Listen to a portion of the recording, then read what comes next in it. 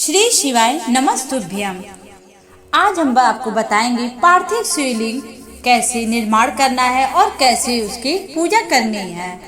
क्यारे की मिट्टी अर्थात जिस मिट्टी पर कोई सी भी प्रकार का गंदगी ना हो, ऐसी जगह की मिट्टी लाएं। मिट्टी को लाने के बाद उसमें थोड़ा सा पानी का सिंचन कर दें और उस मिट्टी पर थोड़ा सा गंगा जल अवश्य छिड़काव करें। अगर आपके पास गंगा जल न हो तो आप उस पानी में थोड़ा सा एक इत्र डालकर, अगर इत्र भी ना हो तो आप बेलपत्र एक डालकर और उससे उस मिट्टी का सिंचन कर दें। याद रखें, मिट्टी जिस दिन आप अपने घर में लाएं, 2 दिन 4 दिन पहले लाएं, तो भी जिस दिन आप अपने घर में लाएं उसी दिन उस मिट्टी पर थोड़ा सा जल का छिड़काव यानी कि उसका सिंचन अवश्य कर दें। और जिस दिन आप शिवलिंग का निर्माण कर रहे हैं, यानी कि अगर आप प्रातः में शिवलिंग बना रहे हैं तो आप ब्रह्म मुहूर्त में ही मिट्टी को गला दें।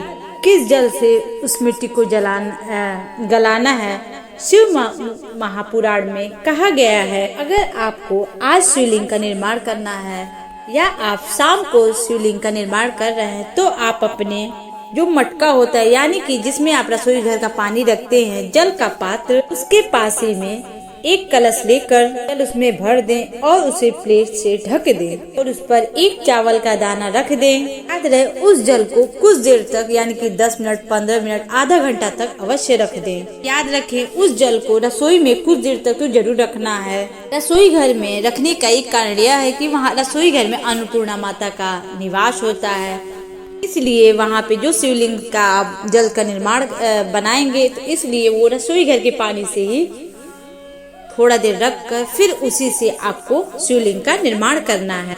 हमारे हिंदू धर्म में शास्त्र कहता है 33 करोड़ देवता एक क्षण यानी कि एक समय के लिए 24 घंटा में हमारे रसोई घर में प्रवेश करते हैं, इसलिए यह कार्य करना चाहिए। इसलिए आप सभी को रसोई घर अवश्य जरूर साफ सफाई से रखना चाहिए। आज की जनरेशन में तो लोग चप्पल पहनकर, जूते पहनकर रसोई घर में जाते हैं, लेकिन पहले के जमाने में जब मिट्टी के बर्तनों पे बनते थे खाने तो वह रसोई घर में कोई भी चप्पल का या जूते का इस्तेमाल वहाँ पे जाता ही नहीं था, ना कोई करता था और वहाँ पे बैठकर ही भोजन करता था। वैसे तो आप सबको पता होगा कि रसोई घर में पहले के लोग गीले मिट्टी और गोबर लेकर उसे पहले लीपते थे, फिर उसमें भोजन बनाते थे। वह भोजन खाने में भी स्वादिष्ट था और अच्छा भी माना जाता था, शुद्ध माना जाता था। अब वहाँ का जो रसोई में पात्र आप जल रखे हैं उसे मिट्टी के अंदर थोड़ा सा डाल दें।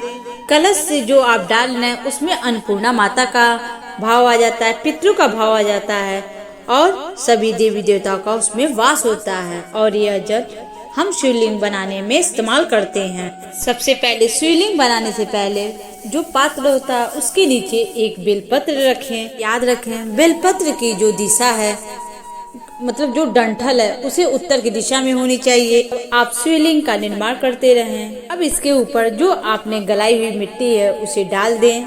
सबसे पहले आप उस मिट्टी को शिवलिंग का स्वरूप बनाएं, क्योंकि सबसे पहले कभी भी गलती न करें कि आप पहले जलाधारी बनाकर फिर शिवलिंग का निर्माण करें। पहले आप शिवलिंग बनाएं। यह बनाने के बाद उसी शिवलिंग के आसपास और मिट्टी डालकर उसके बाद जलाधारी का निर्माण करें। और जब यह सब बनकर तैयार हो जाए, अर्थात आपको शंकर जी के शिवलिंग में आपको उनके परिवार सारे विराजमान होते हैं, तो आपको अलग से गणेश जी की पूजा नहीं करनी है। आपको उसी शिवलिंग पर ही गणेश जी की भी पूजा करनी है। एक तरफ कार्तिकेय जी होते हैं, दूसरी तरफ गणेश भगवान होते हैं, बीच में अशोक सुंदरी होते हैं। और जिस भी व्यक्ति को अगर आपको रात में नींद ना आए और आप सो न पाए तो आप बस शंकर जी की 5 पुत्रियों का नाम ले लें तो आपको नींद अवश्य आ जाएगी। अपने बिस्तर पे बैठें और हाथ में जल लें, जया बोलकर आचमन करें, फिर दूसरी विषहरा, फिर आचमन कर, तीसरी सांबली बारी आचमन कर, चौथी बार दौतली आचमन कर, 5वें देव, ये कर आचमन कर लें। हर बार में जल सभी पुत्रियों के नाम से आचमन करें। जिससे आपको नींद अवश्य और जल्द ही आ जाएगी। शंकर जी की जो 5 पुत्रियां हैं यह निंदा देवी को लेकर आती हैं और हमें विश्राम का आनंद स्वरूप प्रदान करती हैं। यह देवी हमारे नैनों पर विराजमान होती हैं। यदि किसी का विवाह नहीं हो रहा है, आए दिन उम्र बढ़ रहे हैं, बहुत समय से परेशान हैं, हर महीने की जो अष्टमी तिथि आती है उस दिन अशोक सुंदरी पे 7 बार हल्दी लगवा दें और उसी से छाप करवा कर, जिस भी लड़के या लड़की का विवाह नहीं हो रहा है, और वो छाप लगाने के बाद पीपल के वृक्ष के नीचे उसे छाप 5 बार लगा दें। 3 महीने में आपका विवाह लगन लग जाएगा। अशोक सुंदरी उस हल्दी का विशेष प्रभाव है। जब आपका शिवलिंग तैयार हो जाए तो आप सुंदर भाव से अपने मन से उनका श्रृंगार करें, पूजन करें, अर्चना करें। और एक बात का अवश्य याद रखिएगा, पार्थिव शिवलिंग का अगर आपने निर्माण किया है तो आपको वह पार्थिव शिवलिंग को रात्रि होने से पहले विसर्जन होना जरूरी है।